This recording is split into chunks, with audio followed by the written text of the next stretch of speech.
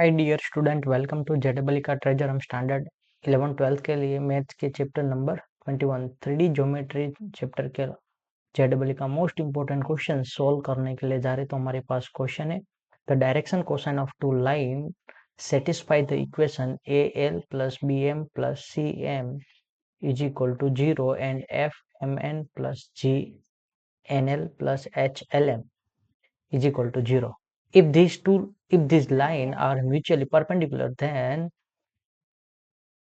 कौन सा इक्वेशन यहाँ पे नीचे दिए गए फॉर्म दिए कि F one upon A square plus G upon B square plus C upon H square, बाद में F upon A B G upon B H upon C equal to 0, A square upon F equal to B square upon G plus C square upon H equal to 0, D A upon F plus B upon G plus C upon H is equal to 0।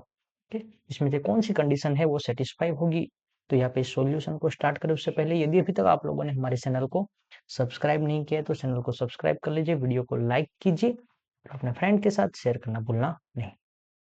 दोस्तों हमारे पास जो यहाँ पे first जो है उसमें से हम क्या करते हैं कि फ्रॉम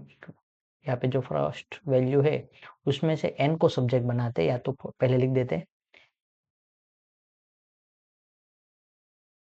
कि A L plus B M plus C N equal to 0 है। तो n को सब्जेक्ट बनाएंगे तो क्या मिलेगा, minus A L minus B M upon C. ठीक, इसको कह दो इक्वेशन 1। इसको पुट कर देते हैं यहाँ पे एफ के पुट इन इक्वेशन 2। ठीक, इसको हमने इक्वेशन 1 कहा था, इसको इक्वेशन 2 कह देते हैं। इक्वेशन 2 में पुट कर देते तो इक्वेशन 2 क्या है, एफ एम और एन की वैल्यू है minus A L minus B M upon C,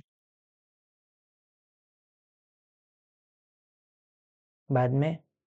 G L, तो जी और एल को अलग लिख दो, एन की प्लेस पर हम लिख देंगे minus A L minus B M upon C और plus H L M is equal to 0। Now यहाँ पे इसको सिंप्लीफाई करेंगे तो F M into A L, तो क्या होगा A F M L upon C, बाद में F M into B M, तो क्या होगा माइनस बी एफ एम का स्क्वायर अपॉन सी, बाद में G L into A L करेंगे तो क्या होगा minus G A G L square upon C, और यहाँ पे G L into B M करेंगे तो क्या होगा minus B M B G M L upon C plus H L M equal to 0। Now अब यहाँ पे क्या करते हैं, divide the equation by divide by M square से डिवाइड कर देते तो क्या मिलेगा हमें, यहाँ पे फर्स्ट टर्म है कि A F M L upon C, तो वहाँ पे एम स्क्वायर से डिवाइड करेंगे तो क्या मिलेगा minus A F L upon C M. Okay, क्योंकि सी तो नीचे बचने वाला है। या तो एक काम करते सी को सब में से कॉमन निकाल के सामने की साइड जाने देते तो सी हमारा काम खत्म, सी का। ओके, यहाँ पे क्या आ जाएगा सी, यहाँ पे भी हम क्या कर देते हैं एक्स्ट्रा के टर्म में इसको येलो कलर ले लेते सी, और यहाँ पे भी नीचे भी सी कर दिया, नाउ सी को सबके सामने के साइड जाने दिया तो क्या हो गया ए एफ के, यहाँ पे सभी जगह से सी कैंसिल हो गया। Now A F M L divide by M, यानी कि एक बार एम बचेगा यहाँ पे माइनस बी एफ के एम स्क्वायर कैंसिल हो जाएगा, A G L square upon M square ऐसा रहेगा, यहाँ पे एम एक बार कैंसिल हो जाएगा तो minus B G L upon M, और यहाँ पे C H L upon M is equal to 0। Now यहाँ पे एल स्क्वायर वाला टर्म है, इसको थोड़ा रीअरेंज कर दे तो क्या होगा माइनस के, माइनस की साइन भी कॉमन निकालो, सबको सामने की साइड जाने दो। ओके, तो माइनस वाला पार्ट क्या हो जाएगा प्लस हो जाएगा, तो यहाँ पे मैं ब्लू कलर ले लेते हैं, ए प्लस हो जाएगा, ए भी प्लस हो जाएगा, ए प्लस हो जाएगा, ए प्लस हो जाएगा, और ए प्लस था वो क्या हो जाएगा माइनस। ओके, नाउ यहाँ पे ए जी यहाँ पे क्या बचेगा एल अपॉन एम का स्क्वायर। अब एल अपॉन एम वाला पार्ट ले लो, तो A F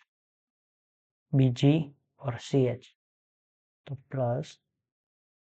A F plus B G plus C H, sorry minus C H, okay minus C H, और यहाँ पे क्या आएगा एल अपॉन एम और plus B F is equal to 0। नाउ ये हमारा क्या बन गया, स्टैंडर्ड क्वाड्रेटिक इक्वेशन बन गया ऐसा, A X square, okay capital A X square का A X square plus B X plus C equal to 0 के टर्म में क्वाड्रेटिक इक्वेशन बन गया। तो प्रोडक्ट ऑफ द जीरोस क्या होती है, यानी कि alpha into beta is equal to क्या होता है, एक्चुअली में product of the zero C upon A के टर्म में होता है। ओके, तो यहाँ पे सी अपॉन ए, सी यानी कि क्या है बी एफ है, बी एफ अपॉन ए, ए यानी कि क्या है ए जी, और यहाँ पे हम लोग ऐसा ले लें कि दो zero L one upon M one और L two upon L M two, जैसे हमारे अल्फा और बीटा है, कि यहाँ पे सपोज कि अल्फा इज इक्वल टू हम लोग ऐसा लेते हैं कि L one upon M one और beta is equal to L two upon M two. Okay, तो यहाँ पे L one upon M one into L two upon M two, तो यहाँ पे L one upon L two और ऐसा है कि M one upon M two को सामने की साइड जाने देते हैं, तो क्या बन जाएगा, और इस तरह से लिखेंगे कि therefore M one M two upon ये बी है ना नीचे आ जाएगा, तो G upon B,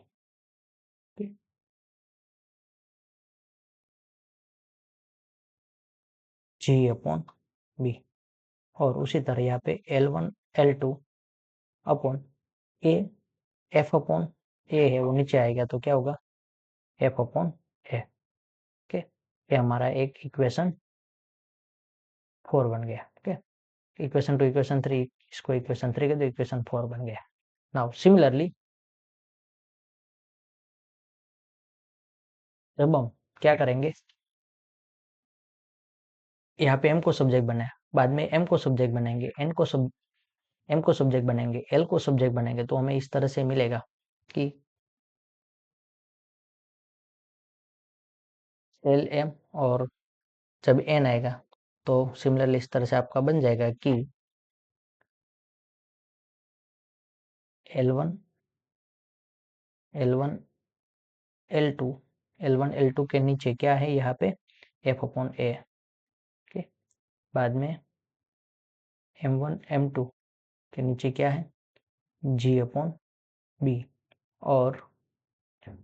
N one N two के को जब सब्जेक्ट बनाएंगे N one N two not M two is equal to क्या मिलेगा हमें एच अपॉन सी। तो यहाँ पे आप लोगों को जो ये मिल रहा है वो क्या इंडिकेट करता होता है, इस इज इक्वल टू हम सपोज कि के ले ले, तो यहाँ पे हमारे पास क्या होता है initially L one L two के जो दो परपेंडिकुलर लाइन है, परपेंडिकुलर लाइन का जो डायरेक्शन रेशियो होता है L one L two plus M one M two, okay for perpendicular line, for perpendicular line perpendicular line L one L two plus M one M two plus N one N two is equal to 0 होता है। तो यहाँ पे हमारे पास क्या है A F G into K, L one L two is equal to क्या होता है F G into K, F G into K यानी कि के प्लस यहाँ पे एम वन एम टू को जब सब्जेक्ट बनाएंगे तो क्या होगा जी अपॉन बी इंटू के, जी अपॉन यहाँ पे सॉरी यहाँ पे क्या है ए है not G, G upon B into K plus N1 N2, थोड़ा गड़बड़ हो रहा है, N1 N2 यानी कि क्या है H अपॉन सी इंटू के इज इक्वल टू 0। के को सामने के साइड जाने देंगे तो हमारे पास फाइनली बचेगा क्या, F upon A plus G upon B plus H upon C is equal to 0। ये हमारा फुल एंड फाइनल आंसर होगा। तो आई होप कि आप लोगों को समझ में आया होगा। एक बार वापस पूरा सॉल्यूशन समझने की ट्राई करें। तो हम लोग फर्स्ट ऑफली जो हमारे पास इक्वेशन गिवन है उसमें से हम क्या करते हैं, एन को सब्जेक्ट बनाते हैं, N is equal to minus A L minus B M upon C मिलेगा। तो इसको इक्वेशन सेकंड इक्वेशन में पुट कर दो। तो सेकंड इक्वेशन में एन की प्लेस पर पुट किया। नाउ यहाँ पे क्या था, डिनोमिनेटर में सी नहीं था तो ऊपर नीचे सी मल्टीप्लाई कर दे, बाद में सभी में से सी कॉमन लेके सामने की साइड जाने दिया तो क्या हो गया 0। नाउ अब क्या करेंगे, एम स्क्वायर से सबको डिवाइड कर देते तो ए एफ